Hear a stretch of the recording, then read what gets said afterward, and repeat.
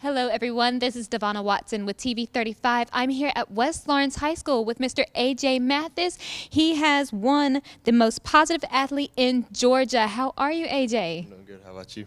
I'm all right. Thank you. Now tell me, it was one thing to get the most positive athlete in football in the region, but then in the state of Georgia, how was it for you when you found out the good news? It was a blessing. I give all the praise to the Lord and Savior Jesus Christ and my teammates and my coaches. I couldn't do it without them, and it's very humbling because I know there's a lot of other people that were deserving of the award, so it felt really good to get it. Awesome. And I know you guys were ecstatic. How about your parents? Were they really excited for you too? Oh yeah, they were really excited when they found out. Awesome. And now tell me, let's take a trip down memory lane. Now, your freshman year, you went in as quarterback against Vidalia. You became the leader for your team your first year. How was that for you? What was running through your mind? It was a big change from middle school because I played football in middle school and then got to high school, and I didn't expect to play that much as a freshman and on the varsity level, and then when I got called in, it was a big change, but it was fun. I enjoyed it. All right. And now, were you kind of just calm when you did it? Did it catch you off guard? How did you respond when you heard your name get called? Some of it, I guess some of it, I was caught off guard some of it because I'd just be standing there and be like, AJ, you going in next series? I'm like, oh, Lord, okay. So let's get ready for that. So, but for the most part, I just was like, hey, it's just another football game, so just go out there and just play. So, as a quarterback, you became the leader for your team. How was it for you whenever you took on that role of responsibility? Right. Well, I've tried to be a leader all my life, but I lead by example a lot. I'm not a big vocal guy. That's one thing I had to learn to get better at because in football you need to be vocal and stuff like that. So I had to just learn to be vocal and more guy than just like talk instead of just leading by example.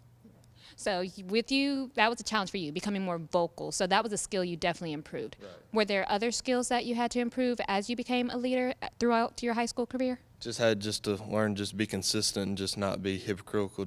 Don't get on somebody for doing something you do the same thing. So you just got to be the good role model for everybody to want to follow you and respect you. Right. And as a good role model, you kind of said it yourself. You lead by example. So what are the sort of examples that you would kind of set for your teammates? Just respect, discipline. Discipline's a big thing. It's number one thing in football. Discipline is one thing football will teach you. And respect for others and respect for your coaches and teammates and how to play the game the right way. Now, would you say that this discipline definitely helped you grow as an athlete? Oh yeah, 100%. On and off, it helped me grow on and off the field. Football helps you in life so many ways. It just makes you a better person overall. And now, you can't win all the time, you know. There are some heartbreaks. I know I've experienced them myself, whether I'm watching the sport or I was a part of the sport. So how does failure help you grow as an athlete? Right. I mean, the only way you're going to get better is if you learn from your mistakes, and losing is mistakes. So one thing, you just got to take lessons from your losses and just move on and get better from them. Right. And now what do you say to your teammates whenever, you know, you guys might have had a rough game or a not so good practice? How do you uplift their spirits? You can't dwell on it. You just got to move on to the next player, next game, next whatever it may be. You just got to move on to the next one. Just act like the first one didn't happen. And now is there that kind of like the sort of saying that you have for your teammates? Or? Just flush it. We always, it's just turn. You just say flush it and just move on. Just flush and move on. I like that. And now, when you fail personally, how do you handle it? Whether it's on the field, in the classroom, outside of school in general, how does it feel? Well, I would say I'd hate failing more than I do succeed. I hate failing more than I like succeeding because I don't. If you any type of good athlete, most people don't like to fail. So I take it pretty hard on myself. I'm pretty hard on myself, but I just have to just remember. I just tell myself what I tell my teammates: flush it, and move on. Now, flush it and move on. Do you use that just in football or football and baseball? Because I heard you do play both. Yes, I use it in everything. I use it in football, baseball, in life, classroom, in everything. I feel like it's a good saying for anything in life that you go through. Right, and I agree because, I mean, my coach back at my school would say, shut up and move on. So flush it, move on. I like yours better. You played baseball and football throughout your high school career. You've learned lessons from both sports. What do you think you've learned from both of these sports at once that you take with you today? Well, one thing, like I said earlier, just respect, discipline, and it's humble yourself, never get cocky. But main thing is respect and discipline, and just never take anything for granted because you never know how quick it'll get taken from you. I agree. And how do you think this has helped you? Oh, it's just patience and just trusting God's plan, just understanding that it's bigger than yours. And if something don't go the way that you think it should go, just know that it's part of God's plan and it's meant to happen. With the skills that you've developed now in high school, how do you think that they will help you in the future? Well, on the field skills, I know football helps me in baseball. Baseball helps me in football, just as far as like strength and coordination, just everything. They go hand in hand. So I would say to anybody that's playing football or baseball, I'd say don't quit playing just one in high school. I'd say play both because they help you. But then just the lessons also you learn from football and baseball, they help intertwine. Goes back again to respect and discipline, humbleness, and just learn how to do things the right way and in life and stuff. So. Right. So we've talked about you and how you play and interact with your teammates on the field. So let's talk about your coaches. Now, what was it like for you to play for Coach McLean? Oh man, it was a blessing. I couldn't have asked for a better head coach for my last 3 years. We had Stacey Knowles was my head coach in 9th grade year. He's a great guy, amazing guy. He moved, so Coach McLean took the job, and I don't think anybody else would have been better to take the job.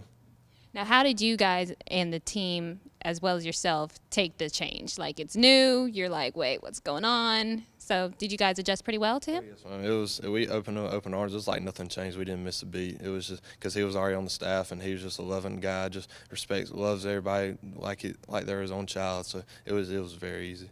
Awesome. Now, what about Coach Vesper? How was that? Oh, he got here the same. When I got here in 9th grade, it was his first year, and we bumped on the roads every now and then, but it's in a good way because he expects the best out of you, and he wants the best out of you because he loves you just like Coach McLean and all the other coaches, and so it was great. I really enjoyed playing for Coach Westbrook. Right. And now you guys have, like you said, had a little bumps on the field. What about off the field? What was you guys' relationship like? Oh, we were close-knit off the field, too. He's an amazing guy off the field. I still talk to him almost daily. I got a great relationship with him. He's like a second dad to me. So sweet. Now, those two weren't your only coaches. We've got your baseball coach, right? Yeah. Coach Brown. He coached you for 3 years of your high school career. Yeah, Coach Brown. His family's like another second family to me. They do anything for me, and I just couldn't imagine life without them either. It's a great family, great guy. And now, what was it like on the field, on the baseball field, for you guys? Oh, he was the same way as a good coach would be. He pushes you hard, but it's because he loves you, and he'd get on you when he needs to get on you, but it's just because he wants to see you at your best. As most coaches do. That's how you know it's love. If they challenge you and push you, some might think, hey, they're picking on me, but for you guys, it was all love, right? Right. Yes, man. You just had to be mature and realize, like, hey, he's not picking on me. He's just doing it because he loves me. He wants me to be my best. As a coach should. And now, although the school year didn't end exactly how you wanted to, there was still some good news along with this. You're going to school to play baseball, correct? Yes, ma'am. At Georgia College and State University in Millersville. Awesome. Okay, so tell me about that. What skills do you plan to take from high school and apply to college? Well, I plan on pitching in college, so hopefully everything I've learned pitching from the past 4 years of high school and just all my life, hopefully that'll translate good to college. And I'm sure you would. Now, are you a little nervous going in? Because this is a different league. This is college ball we're talking about. It's completely different from high school. So how are we feeling? Yeah, college is a whole nother level than high school. It's a whole different animal out there, but you can't go in nervous and intimidated. You just got to go in there with open arms and take it. Right. And now, what have you been doing so far? School's been out. Have you been practicing, conditioning, getting ready for this sport? Yes, ma'am. Me and a couple of my buddies, we go to the field and to the gym every day and lift and practice to get ready for the fall. So. Okay, and we're still social distancing, right? We got it. Of course. We got to make sure you're healthy to go and play ball. Of course. All right, AJ. Well, thank you so much for stopping to speak with me today, and I wish you the best of luck in college. Hurry home, boys, we gotta go.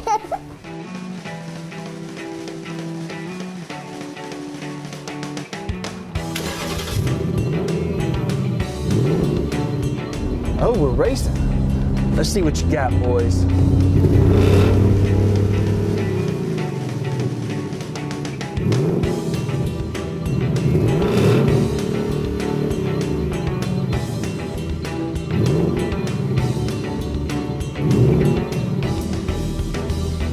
Not today, boys. Hey, I got your text. What's the emergency? What text? Where is my phone? Oh, I think River wanted to play. To so many of you who count on us for your prescription medication needs, I'd like to thank you for your years of trust. To those who've yet to choose Tomlinson Pharmacy and Medical Park Pharmacy, I invite you to stop by and discover what makes us different. Medical Park Pharmacy is your family's one-stop destination for their prescription, health, and wellness needs. Our staff greets you with a smile and provides a level of customer care and expert service that truly sets us apart. Realizing your time is valuable, we'll always strive to have your prescriptions filled in minutes, not hours. Have a concern about a new medication? Our pharmacists are available to discuss the instructions and precautions. In addition, Medical Park Pharmacy also stocks a wide array of over-the-counter medications and medical supplies. With the drive-through window, free delivery within city limits, and refills through our phone IVR website or mobile phone app, staying healthy has never been so convenient. At Medical Park Pharmacy, local owners Wendell and Wendy Smith provide hands-on service to ensure your satisfaction. We care about earning your business and strive to make you a regular customer. Come experience a difference. Visit Medical Park Pharmacy today. All right, guys, I'm here with the West Lawrence High School Athletic Director, Coach Clayton. Coach, how are you? Great. Thanks for having me. All right, thank you for stopping to talk to me. Now, tell me about what you saw when it came to A.J. Mathis. Well, A.J. Epitomizes a student athlete. I mean, obviously, he's a great student, but then watching him play football and baseball over the past 4 years, and his leadership skills with the team, is being a great teammate, being an easy kid to coach. It's been fun watching him be successful. And what do you think the best part for you when watching him go from a freshman to a senior to a graduate, now going off to play college ball? What was the, I guess you could say, your favorite moment of you for watching him grow? Just watching him compete in the playoffs. His senior year was a special year for the entire football program.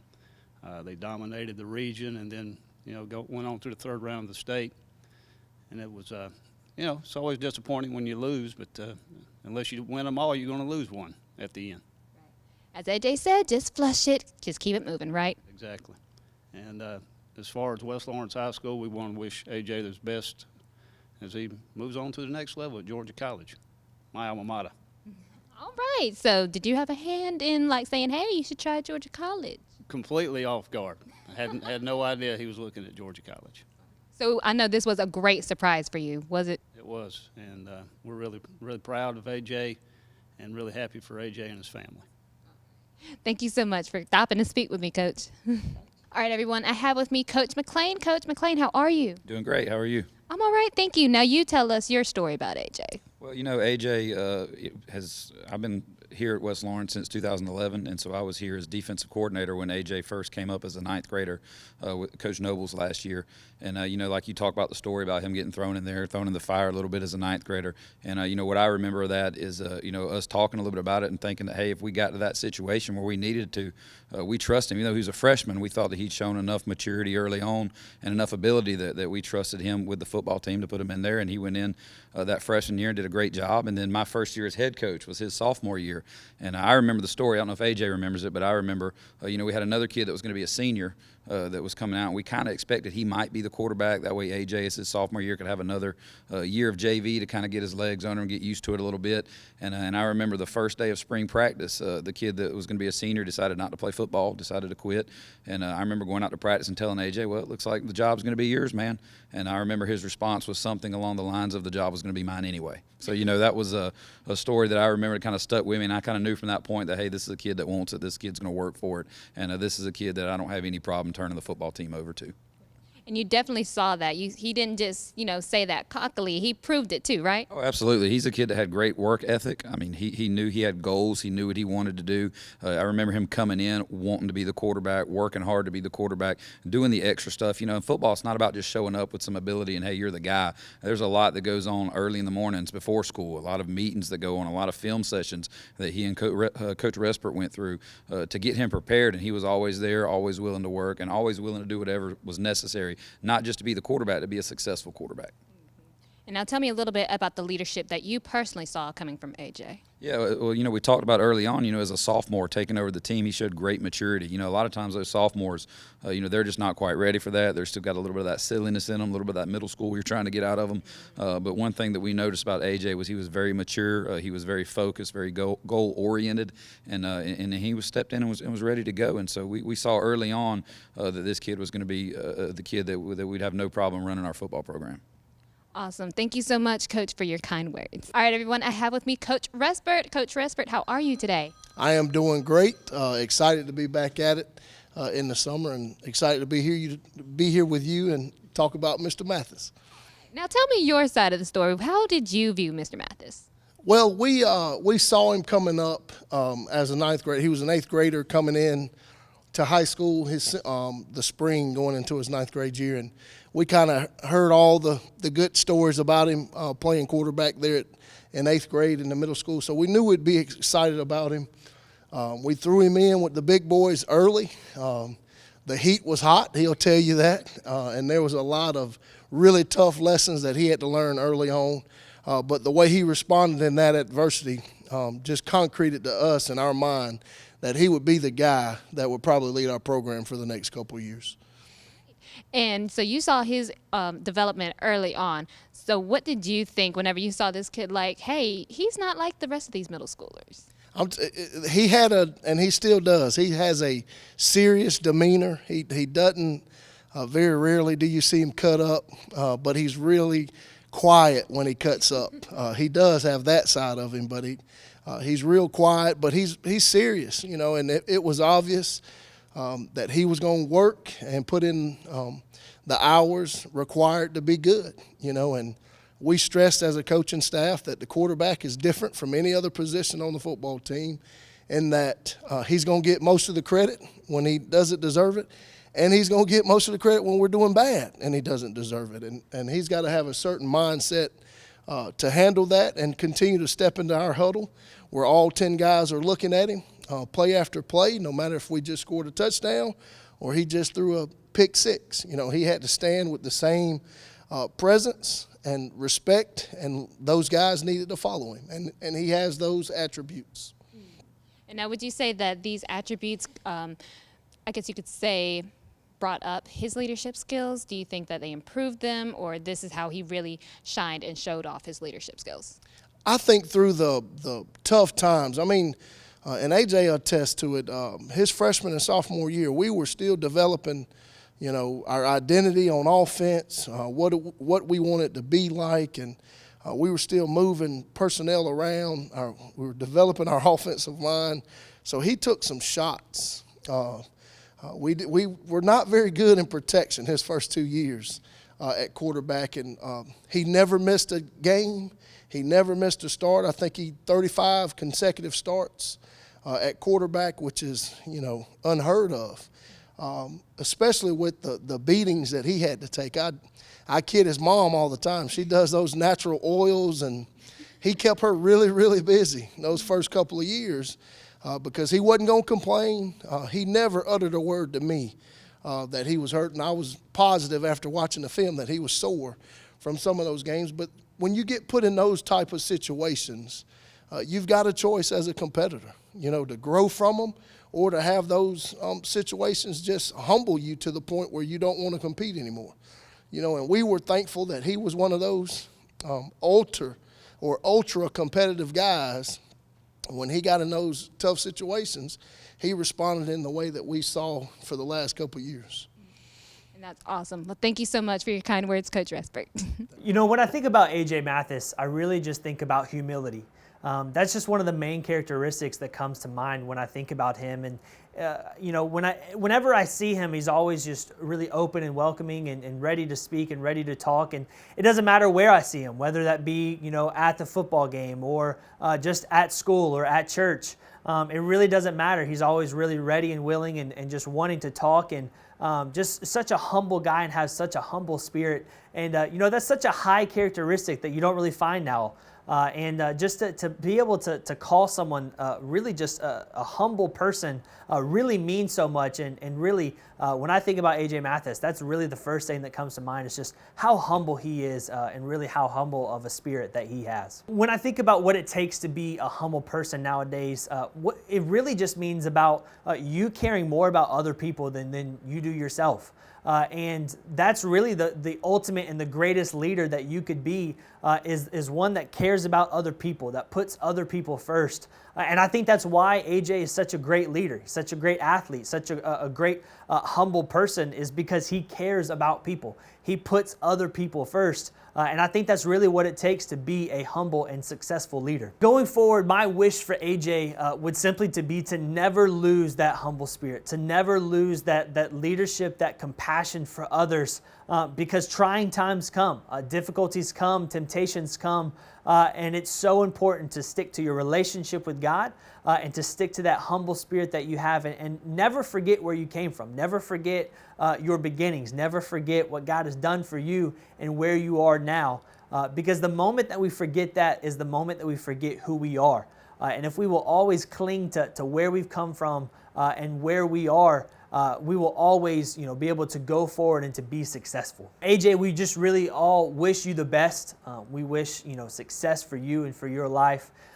We wish God's blessings on your life. But really, God, we just pray that, you would continue to stay to who you are and continue to move forward. Give God the glory and the praise for everything that happens, and that you would just be able to continue to move on and to be that leader that we all know that you can be.